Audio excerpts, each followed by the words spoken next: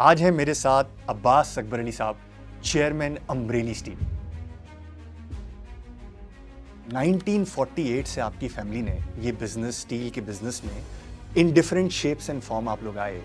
They came to Karachi and he started a small hardware and tool shop selling nails and wires, screws and bolts and nuts and everything. So there he set up the first rolling mill in 1949.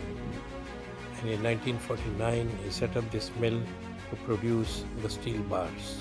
Scrap आता है, bill rate बनता है, bill rate के बाद री rolling होती है, role बन के स्टील सरिया बनता है। तो if you can shed some light a little कि किस तरह से आता है। First and foremost is you just take the scrap, you melt it, you refine it, and then you produce the billets. ठीक है। Then you use the billets to produce the bars. Steel scrap import करते हैं तो वो एक standard का steel scrap होता है, right? It has to be graded scrap. ये कहाँ से आता है स्क्रैप? वेस्टर्न वर्ल्ड से आता है, यूरोप से आता है, अमेरिका से आता है, ऑस्ट्रेलिया से आता है, मिडिल ईस्ट से आता है. अगर 5 फ्लोर 4 फ्लोर की बिल्डिंग है तो ग्रेडेड लगना बहुत अच्छा है because of everything else, right? लेकिन जब एक छोटा घर है तो is it a true differentiation या इट इज जस्ट बिकॉज कि अगर एक अमेरिकन स्टैंडर्ड है उसको हम फॉलो कर रहे हैं तो this is graded and this is ungraded? The law is that you have to use graded steel bars everywhere. everywhere. अगर पाकिस्तान में सरिया इस्तेमाल होगा तो वो ग्रेडेड होगा। वो ग्रेडेड ही होना चाहिए और होगा.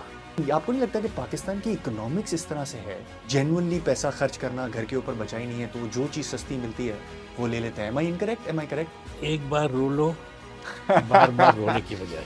गुड वन, ठीक है. Good one. कुछ शुगर प्लांट्स ने अनाउंस किया है, शुगर प्लांट्स ने, कि हम लोग सरिया बनाएंगे, ठीक है?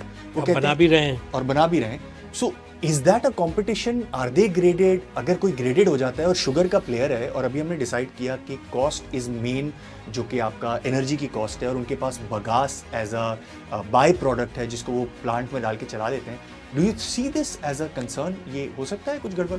शुगर इंडस्ट्री के अलावा बाकी सब स्टील इंडस्ट्री को बंद करवा दें, बट ये ताकि they will be ruling the market. But that is not the issue here.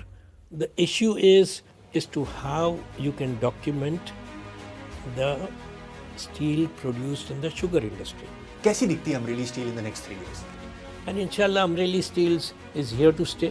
कोई मसला नहीं है. And I think it is a wonderful business.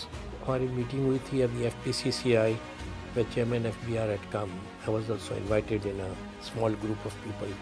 And I told the Chairman, अब टैक्स लें तो सबसे लें, ना लें तो हमें भी छोड़ दें.